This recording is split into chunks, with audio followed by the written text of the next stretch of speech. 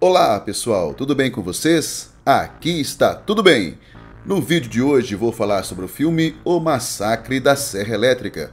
Mas antes de começar, aproveita aí esse tempinho da vinheta para dar aquela força se inscrevendo no canal.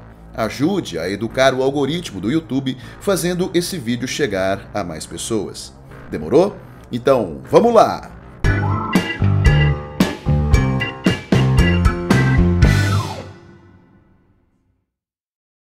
O filme. A história é bem simples.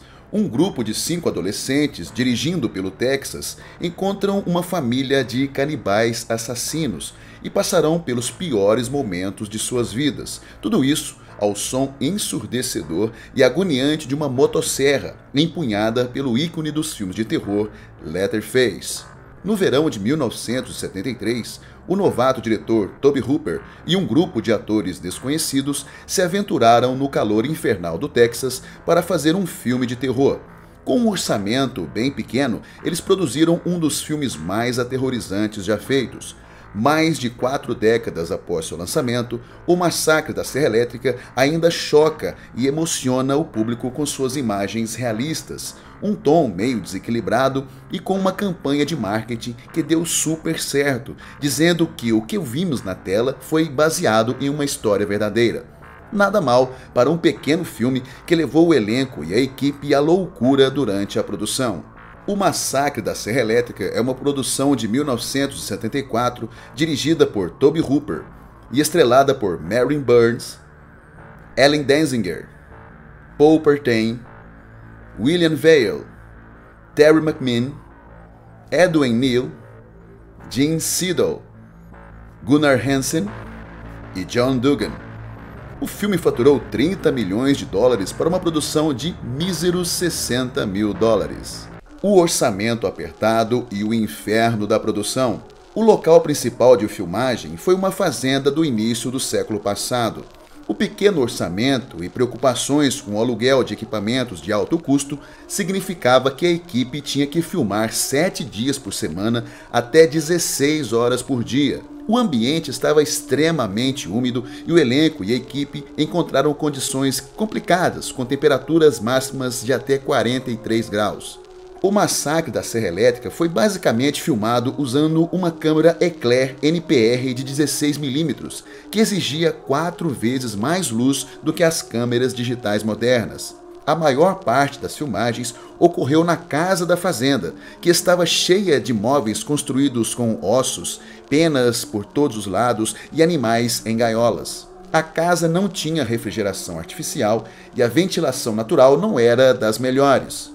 A equipe de produção cobriu suas paredes com gotas de sangue animal obtidas de um matadouro local. O diretor de arte Robert Burns percorreu pelo campo e recolheu os restos de gado e outros animais em vários estágios de decomposição, com os quais ele espalhou pelo chão da casa. Os atores passaram por verdadeiras provas de resistência física e corporal, com uma produção acelerada por conta de prazos curtos e um diretor exigente que queria lançar o filme como o havia imaginado a princípio.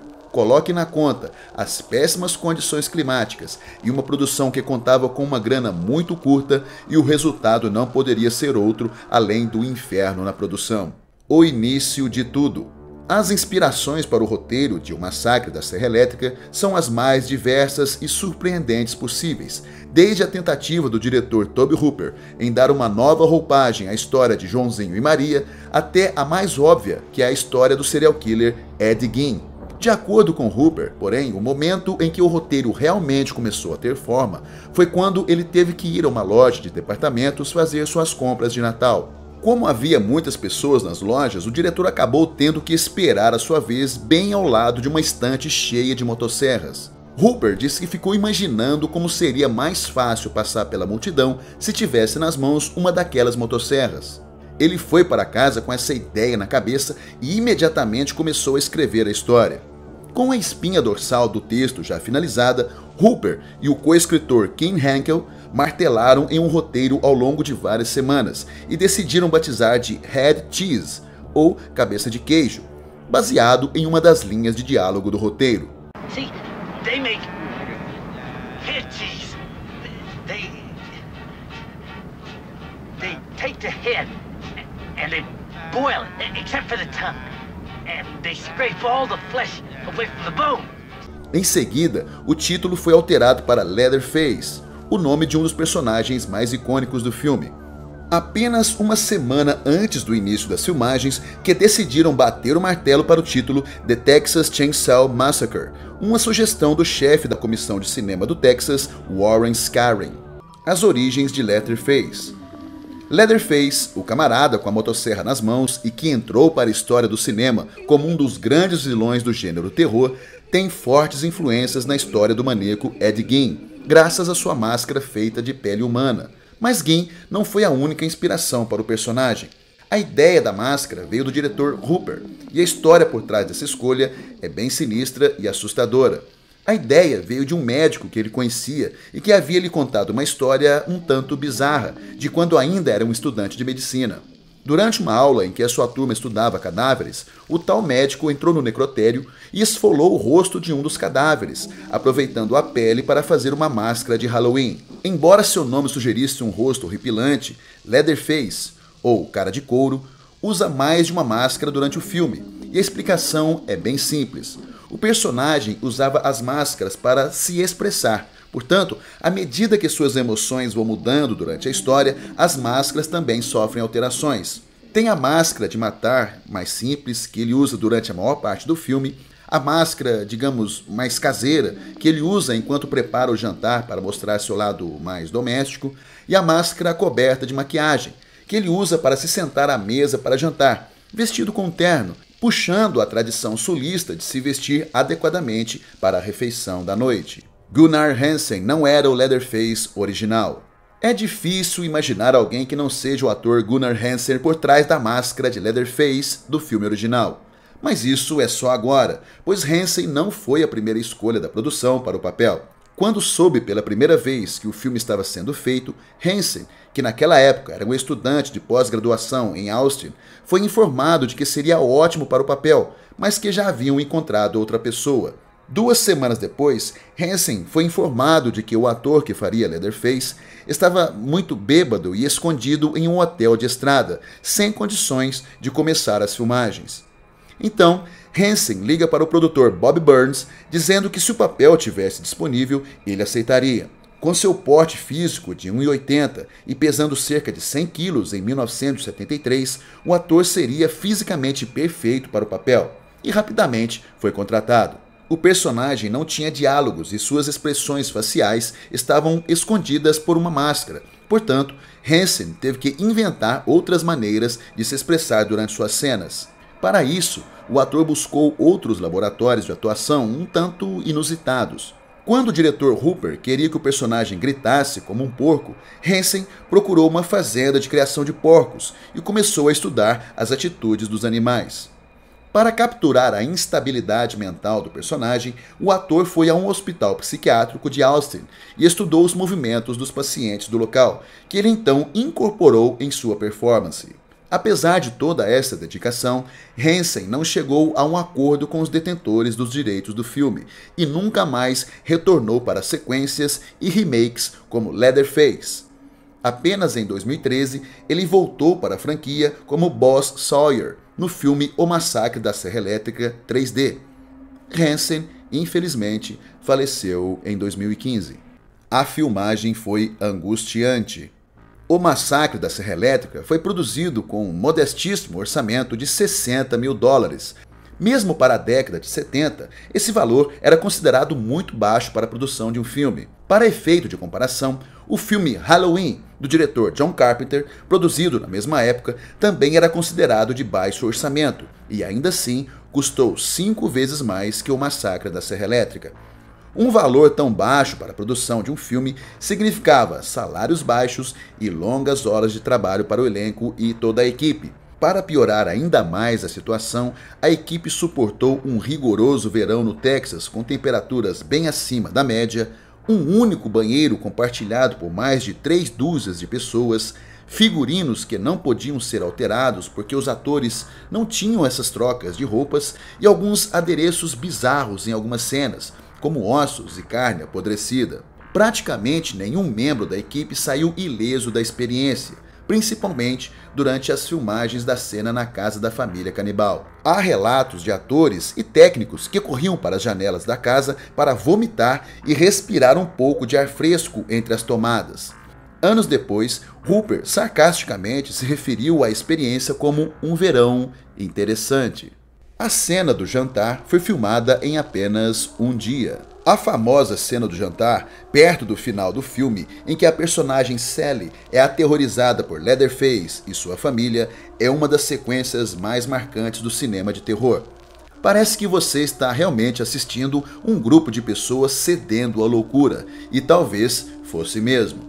Além do calor excessivo e o forte odor na sala de jantar durante as filmagens, a sequência recebeu outro desafio. Teve que ser concluída em um único dia, por dois motivos. Primeiro, que o ator John Dugan, que fez o personagem Vovô Sawyer, se recusou a suportar o processo de 10 horas para fazer sua maquiagem uma segunda vez. Segundo, que o ator Gene Siddle, que fez o cozinheiro, tinha um contrato de apenas uma semana com os produtores do filme, e o dia da cena do jantar era o último dia do contrato, portanto, seria um gasto extra ter que contratá-lo novamente. A cena em que o dedo de Sally é cortado para que o vovô pudesse beber algumas gotas de seu sangue deveria contar com um efeito especial muito simples. A lâmina da faca usada na cena foi coberta por um pedaço de fita, que também segurava um tubo de borracha preso a um saquinho cheio de sangue falso, escondido na palma da mão do ator Hansen. Enquanto ele passava a faca pelo dedo da atriz, Hansen deveria espremer o saquinho e jogar o sangue para fora, simulando o corte. Mas o tubo ficava entupindo toda vez que a cena era filmada. Frustrado e exausto, Hansen acaba tirando a fita que tapava o corte da faca, quando ninguém estava olhando, e cortou Burns de verdade. A atriz disse depois que sentiu um leve desconforto na hora, mas que perdoava Hansen. Afinal, por conta dessa atitude, eles puderam finalmente terminar a cena e sair daquela horrível casa. O elenco realmente não gostava de Franklin. Para o papel de Franklin, o irmão cadeirante de Sally, o ator Paul Pertain optou por tomar uma abordagem muito peculiar em seu trabalho. O personagem é bem irritante e torra a paciência de todos em cena. A interpretação do ator foi tão intensa que até o público que assiste ao filme se sente irritado quando Franklin resolve ser antipático. Para chegar nesse nível de atuação, o ator ficava dentro do personagem mesmo fora de cena, o que deixava seus colegas de elenco bastante irritados. O método de Partain funcionou tão bem atrás das câmeras quanto na frente delas. Em certo momento, ele e a atriz Burns pararam de se falar entre as tomadas, e Hansen mais tarde lembrou que Franklin era o único personagem que ele estava realmente satisfeito em matar. Outro ator que incomodava os demais era Gunnar Hansen, mas não pelos mesmos motivos que seu colega Paul Pertain. Como um homem grande que teve que trabalhar todos os dias no extremo calor do Texas, enquanto usava um figurino pesado que não podia ser trocado por conta da contenção de gastos da produção, Hansen acabou ficando tão fedido no final da produção que o resto do elenco e da equipe até evitavam comer ao seu lado. Assim como Partain, Hansen fez uso de uma técnica bastante interessante de atuação. Durante a maior parte da produção, enquanto estava caracterizado como Leatherface, o ator não convivia com os atores que seriam as suas vítimas durante o filme. Isso era para que o medo e a surpresa dos personagens fossem mais autênticos quando se deparassem com o assassino da motosserra. Esse método nos bastidores realmente produziu alguns resultados intensos na tela. Por exemplo, quando o personagem Jerry, feito pelo ator Allen Desinger, se depara pela primeira vez com o assassino, o grito que ele solta é verdadeiro. Sim, a serra era real. A motosserra usada por Leatherface no filme era real, e se tratava de um modelo Poulan 245A, com um pedaço de fita preta cobrindo o logotipo Poulan, a fim de evitar um possível processo judicial. Para algumas cenas, onde a serra deveria chegar bem perto dos atores, os produtores preferiram remover os dentes da ferramenta. Mas ainda assim, o instrumento trazia um certo risco de ferir alguém, colocando os membros do elenco em perigo real. Como exemplo, posso citar o momento em que a lâmina da serra estava a poucos centímetros da cabeça do ator William Vail, para a cena em que Leatherface começa a destrinchar o corpo do personagem Kirk. Em outro momento, o diretor Hooper e o operador de câmera Daniel Pearl tiveram que acompanhar cuidadosamente ao redor do ator Gunnar Hansen para filmar os momentos finais do filme, enquanto Leatherface dança balançando a motosserra em seu redor. O próprio Hansen acabou quase se machucando feio com a serra durante as filmagens. Na cena em que Leatherface persegue Sally pela floresta, Hansen acaba escorregando e caindo, jogando a motosserra para cima na escuridão. Sem saber onde a motosserra cairia, Hansen apenas cobriu a cabeça e esperou que ela caísse longe dele. A ferramenta caiu a poucos centímetros de distância do ator. Pessoas acreditavam que a história do filme era real. O estilo visceral do filme, juntamente com a falsa ideia de que foi baseado na realidade, é mais uma das razões pelas quais as pessoas ainda continuam falando sobre o filme hoje em dia. Várias delas ainda acreditam que o filme foi baseado em uma história que aconteceu tal qual foi apresentado na tela. E os motivos para isso estão todos na tela do próprio filme. A narração que inicia o filme, a horripilante sequência de abertura que mostra policiais averiguando o local de um crime, enfim, todo o filme foi feito de maneira tão crua, violenta e brutal que é fácil para as pessoas acharem que aquilo tudo realmente tem acontecido. E claro, que os produtores deixaram o barco rolar, pois isso claramente ajudou na promoção do filme, onde o boca a boca ainda é a melhor propaganda. O filme foi banido em alguns países. O Massacre da Serra Elétrica estreou em 1º de outubro de 74 em Austin, Texas, quase um ano após a conclusão das filmagens. Ele foi exibido nacionalmente nos Estados Unidos como uma matinê de sábado à tarde, usando seu falso marketing de uma história verdadeira, o que ajudou a atrair mais o público. O filme acabou arrecadando mais de 30 milhões nos Estados Unidos e no Canadá, tornando-se o 12º filme de maior bilheteria lançado inicialmente em 74, apesar de seu pequeno orçamento. Entre os filmes independentes, foi superado em 78 pelo Halloween de John Carpenter, que arrecadou 47 milhões de dólares. Hooper estava esperando que o filme tivesse uma classificação etária mais baixa, uma vez que produziu o filme sem muito sangue na tela e pouquíssima linguagem obscena. Mas a MPAA classificou o filme como X, permitido apenas para maiores de 18 anos. O diretor então fez alguns cortes de cenas mais fortes e acabou ganhando a classificação R, onde o filme seria permitido para menores de 17 anos, desde que acompanhados por um adulto responsável. O filme acabou causando as mais variadas reações, tanto do público quanto dos órgãos competentes de cada país. Notícias sobre pessoas passando mal após verem um filme nos cinemas eram bastante comuns. Em fevereiro de 76, 2 cinemas de Ottawa, no Canadá, foram aconselhados pela polícia local a retirar o filme para não enfrentarem acusações de atentado à moralidade. Após seu lançamento na Inglaterra, o filme foi inicialmente banido, sendo liberado para o público apenas em 1998. O mesmo aconteceu na Austrália, sendo que o filme foi liberado com vários cortes apenas em 1984, 10 anos após o lançamento oficial. Além desses 2 países, o filme foi banido no Chile, Finlândia, França, Islândia, Irlanda, Noruega, Singapura, Suécia, Alemanha Ocidental e vários outros. Até no Brasil, o filme foi censurado, impedido de passar por muitos anos na época da ditadura militar, estreando apenas em 28 de agosto de 1987. Você pode almoçar na casa do Leatherface. A localização original, usada como a casa de Leatherface e sua família, estava localizada no condado de Williamson, no Texas, no que é hoje a área de Round Rock. A casa não está mais lá, mas se você for para o oeste de Austin, em Kingsland, você pode encontrar a Casa Real, restaurada e agora em uso como um restaurante. Chama-se Grand Central Café, um local aberto para visitantes do mundo todo, cheio de adereços que remetem ao filme original de 74. Os fãs podem visitar todo o interior da casa, inclusive o corredor onde vemos Leatherface sair pela porta e esmagar Kirk na cabeça com a marreta, ou na sala que estava cheia de ossos e penas de galinha, descobertas por Penn pouco antes de ela ser pega e pendurada em um gancho, ou mesmo na parte de cima, onde Sally encontra vovô na cadeira de balanço. O local conta ainda com refeições servidas regularmente para quem se aventurar a conhecer o local. O posto de gasolina, onde os adolescentes pararam na estrada, também é hoje um ponto turístico, onde se mantém quase idêntico ao do filme. A dança com a motosserra. O ator Gunnar Hansen foi um dos que mais sofreram com as filmagens do filme.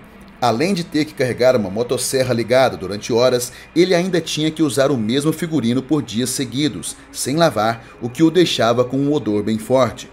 Sem contar as extensas horas de filmagens, onde o seu personagem era muito exigido fisicamente. No fim do filme, o roteiro pedia que Leatherface se mostrasse irritado pela fuga da personagem Sally, e o diretor Hooper queria que Hansen mostrasse sua indignação batendo os pés no chão e grunhindo como um porco, como se estivesse mesmo com muita raiva. Mas Hansen, surpreendentemente, improvisa e começa a dançar com a motosserra ligada nas mãos, o que acabou resultando numa das cenas mais memoráveis do cinema.